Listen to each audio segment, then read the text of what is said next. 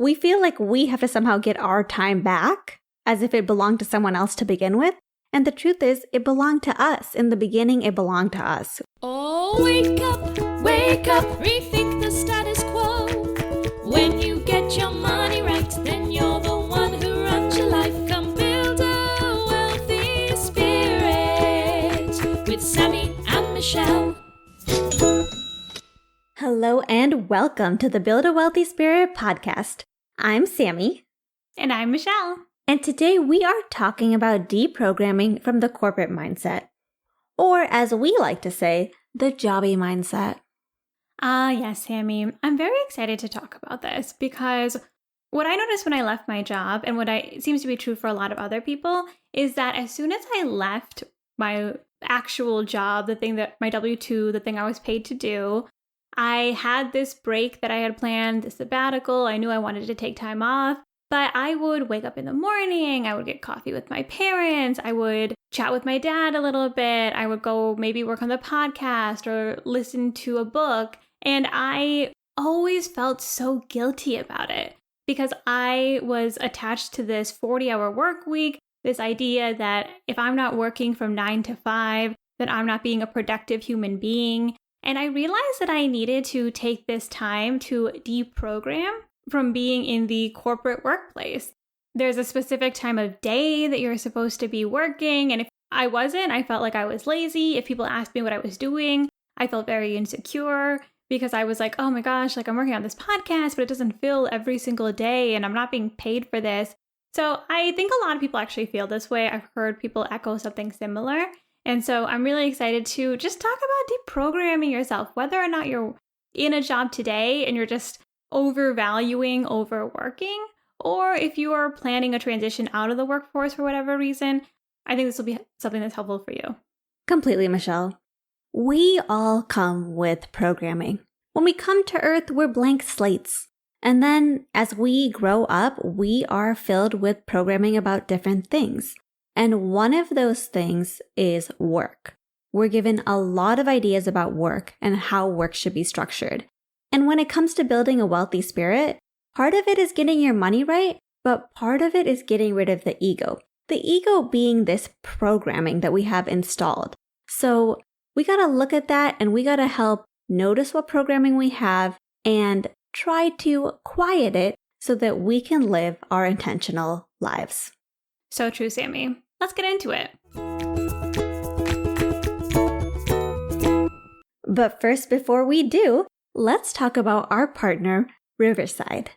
Sammie, when it comes to this podcast for us specifically, this project that we took on, something that's really fulfilled us in so many different ways, I'm so happy we found Riverside as early as we did. We've used Riverside for almost all of our 112 episodes of this podcast. And the reason it's so great is because it's easy to use for both of us. It's easy to invite other guests to use it. We get audio and video, so we can share the audio, we can make clips. We want to move this to YouTube eventually, so we're really excited that we have a backlog of all of our videos. And the most underrated thing is that we don't have to worry about people's internet issues. If you run a podcast and you try to do an interview with somebody, halfway through you might lose them. And that can really mess up the audio and ruin the experience for people who are listening like you. If you're thinking about starting a podcast, if you're thinking about doing a live stream, if you just need video and audio recordings for something, we highly recommend checking out Riverside. And you can find a link to get started in our show notes. Back to today's topic, deprogramming from the corporate mindset. Michelle and I read an awesome piece that really complements some of the different programming that we're talking about today. And it's called Why You Should Take More Time Off, which was in the Greater Good magazine through the University of California, Berkeley. There are a few things, Sammie, that I disagree with, but one thing I really liked about this piece and that we'll definitely weave into our conversation is the benefits of taking a break from work. Something that we love talking about, and I think goes hand in hand with this idea of deprogramming from the corporate mindset. The first piece of programming that we are going to uninstall today is this idea that if you work 40 hours or more, you are productive. Exactly, Sammie. Feel free to insert the amount of hours you work and whatever you feel is necessary to be a productive human being. True. I remember, Michelle, when I interviewed for my first job outside of PA school, and I was talking to my future supervising physician, who was this awesome guy who, to be honest, he's one of the few people that I've met in medicine who 100% loves medicine. He could do it all day long. He was working many hours on the floor. He also organized multiple groups, like the program that I was in, the fellowship program, and he was organizing the journal club. He has his own newsletter. He was doing a million things related to the ICU, and he just loved it. He could not get enough. And during the interview, he was telling me about how there would be long work weeks in this program. Something I feel like you can only get away with for people's first jobs. Yes. And I remember telling him, oh, I totally get it. On rotation, sometimes we'd have to work 60-hour weeks. And I remember him laughing at that because he thought that was such a small number of hours to work. He was acting like working 60 hours a week was part-time. And I remember when I saw him laugh, I was like, okay, I was trying to calculate how many hours are there in a week. And if I subtract time for sleep, how many hours is he thinking about? And was the job hourly paid or salary paid? It was salary. And in medicine, a lot of times it's salary because they're not trying to pay you for all the million hours that they actually want you to work. It's so true, Sammie. I think that when you're in whatever job you're in, it is often glorified by the workplace to work as many hours as possible. And obviously that makes sense because who benefits if you work more? They do. It's so funny because in both of my sales jobs, what I've seen is that we've actually transitioned from having hourly pay to salary pay.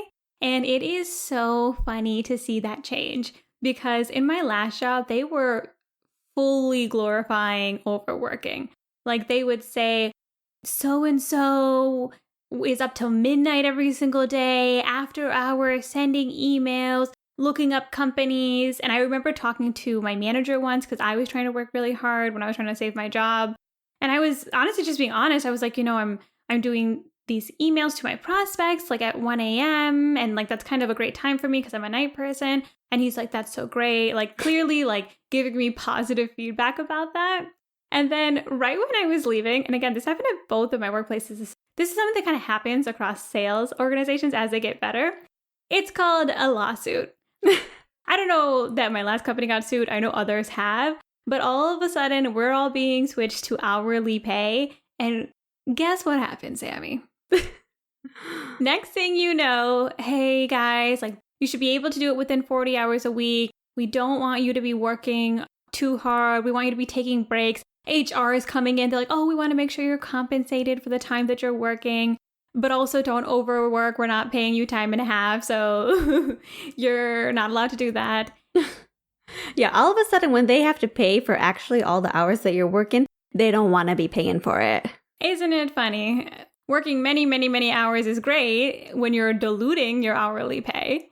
But it's not great when all of a sudden time and a half kicks in. I think when you see that change, you're like, oh, these people are only thinking about their bottom line. I remember one time I calculated my hourly pay. This was at my first family practice job. And in family practice, there is tons of paperwork outside of work. It's so annoying. Bane of my existence. Those notes. And I remember one time I calculated my true hourly wage because I was paid salary. I included the time that I drive to work, and I included the amount of time I spend on notes. Anything that was work-related, I included in the calculation. And my 6-figure salary job was paying $14 an hour. Especially in American culture, the amount of hours you work is a prize. But then what happens is that you leave the workplace. And for me, I was like, shoot, I'm not working 40 hours a week. If I'm doing something from 1 to 5 and it's enjoying my life, then I'm a useless human being. And that's just not the truth. I think it's a transition that a lot of people go through. And it's super normal in this culture to define yourself by your hours worked. And it's also totally fine to start letting go of that and just being like, hey, this doesn't matter. In fact, we have a reprogram for you. My value is not based on my hours of productivity. I like that. I like that. Because the truth is, we're humans on this earth. And whether we're productive or not does not determine our value. And Sammie, you know, this article that we mentioned, why you should take more time off from work, they even say that taking a break actually makes you more productive because you're avoiding burnout, you're refreshed, you're more excited to come back to work. I know that I always felt a lot better when I gave myself time to take a break, both in my job and even now when I'm doing my own projects. It's good to make sure you give yourself some time to fully leave the workplace, not check your emails, not feel like you have to be on call, but fully detach, which is actually pretty hard to do. Which brings us to our next program that needs to be deprogrammed, which is if I'm not doing paid work or if I'm not giving my time to a job, then I'm lazy. People are afraid of being seen as lazy. I know that was true for me, Sammie.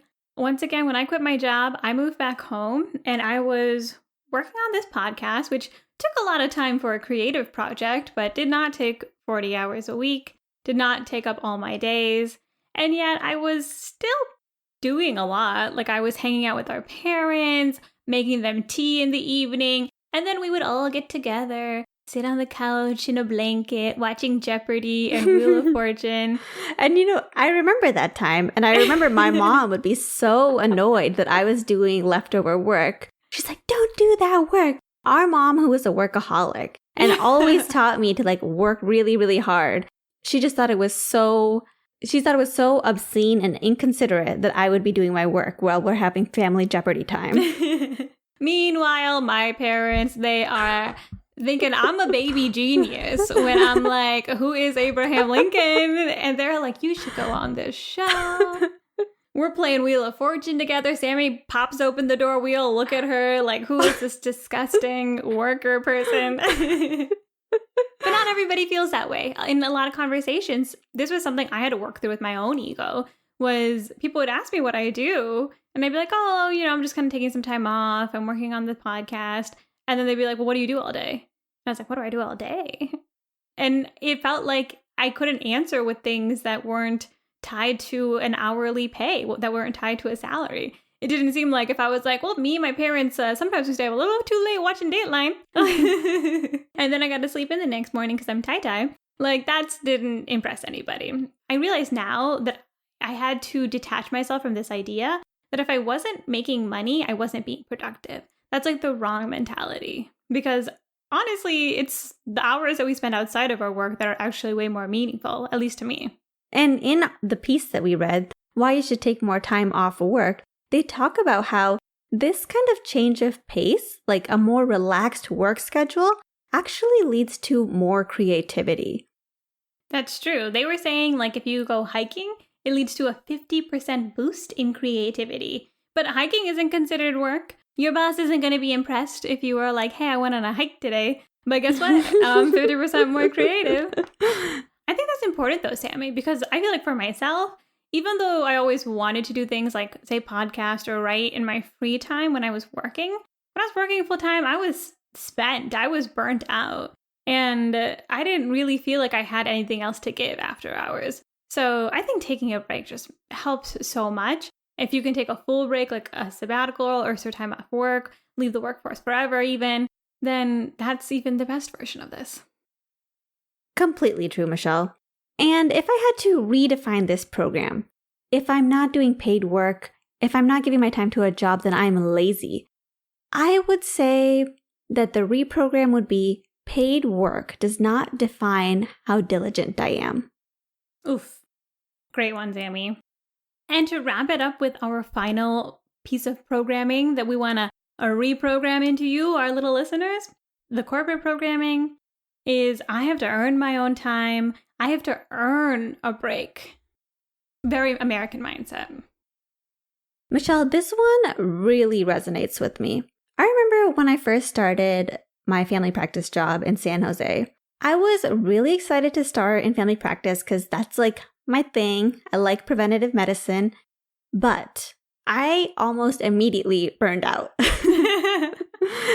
because, I was driving from San Francisco to San Jose. So each day I would have like a 3-hour commute. And this is not a chill commute. There would oftentimes be traffic. Luckily, I discovered audiobooks and podcasts, which made this way more entertaining. Also, when you say not chill, I remember one time you calling me off on the on-ramp and you're like, I see a fire.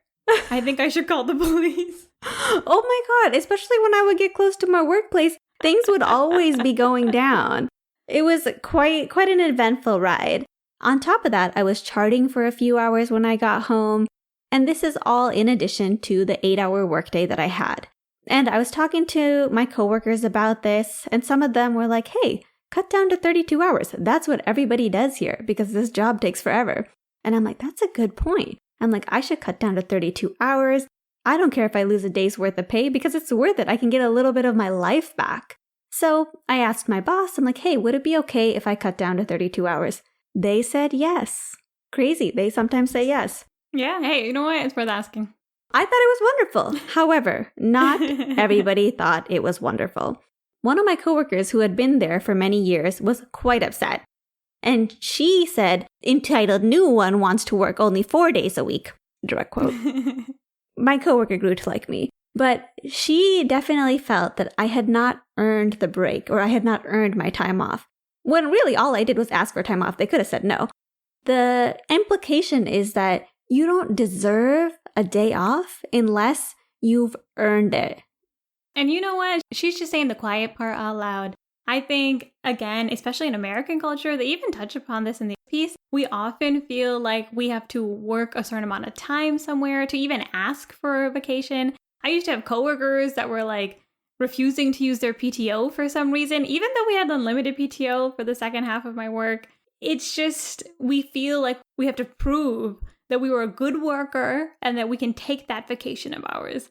And that's just not true. If I was going to reprogram that, I would say, it's my life and it's my time. Period. We feel like we have to somehow get our time back as if it belonged to someone else to begin with. And the truth is, it belonged to us. In the beginning, it belonged to us. We just have to find a way to support that. And I will say, Sammie, even though I did enjoy this piece and I thought it made some really great research-backed arguments about the benefits of breaks, the piece itself is a little bit of a jobbie mindset because... The piece does have jobbie mindset. Because everything is like, oh, take a break and you'll work better. Take a break and you'll be more productive. Take a break and you'll be more creative so that you can be better at your job. And it's like, maybe you should just take a break. Maybe your life purpose is not to be better at your job. Maybe you want to just like meal prep or go for a run or do things that you like to do. But is our life goal to be the best worker? That is the real question. I agree, Michelle. And of course, the workplace wants you to be better for work. That makes sense. And many workplaces are trying to change that. But we can't really expect our work to be the one making sure that we get our life back. That's our real job, is to make sure that we are living our intentional life and that we take steps to make sure that that is possible. Takeaways. Here's the reframe for these 3 programmings. My value is not based on my hours of productivity. Paid work does not define how diligent I am. It's my life and it's my time. And also, the point of a break is not to be a better worker. The point of your life is not to be a better worker. I love that, Michelle. We are here on the Build a Wealthy Spirit podcast because we want to remind all of you and ourselves that the point of our life is that we own our time. And we, of course, have been issued lots of programming that encourages lots of hard and diligent and time-consuming work.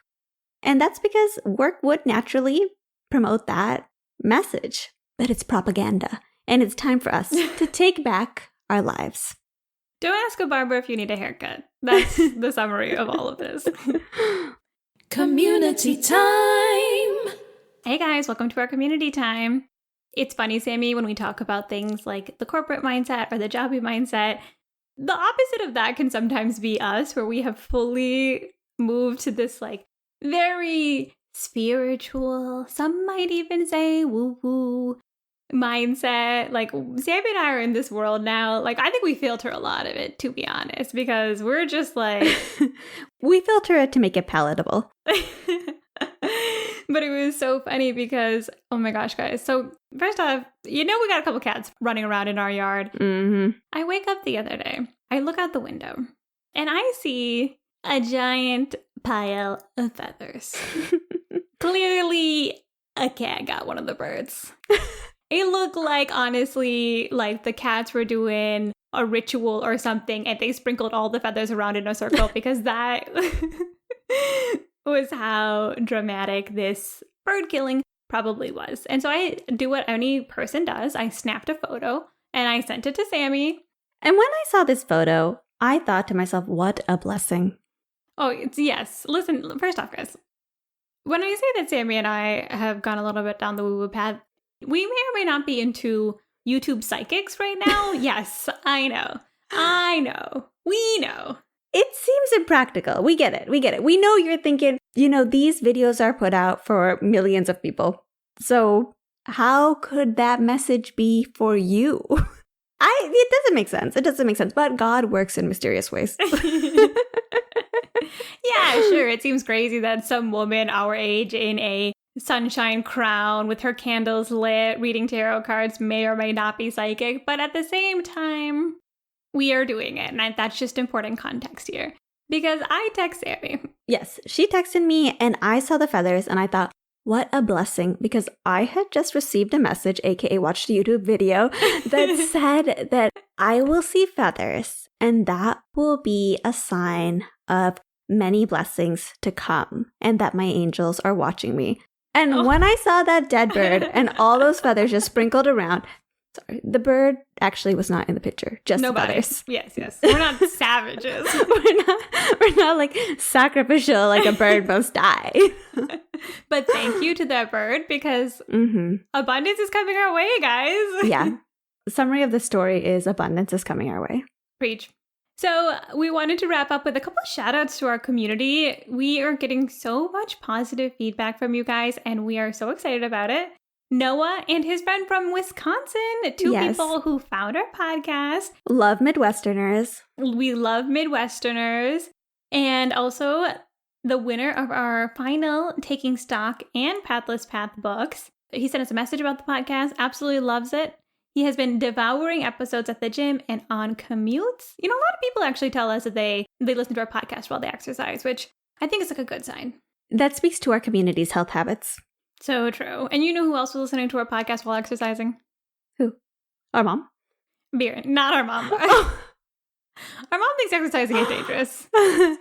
No. Okay. Many people have been congratulating us on our rebrand. Thank you so much, guys. It's been wonderful hearing from you guys. We're so happy that you're enjoying the new podcast cover. It seems like the little changes we've been making in the background have really been resonating. So thank you so much for listening and letting us know.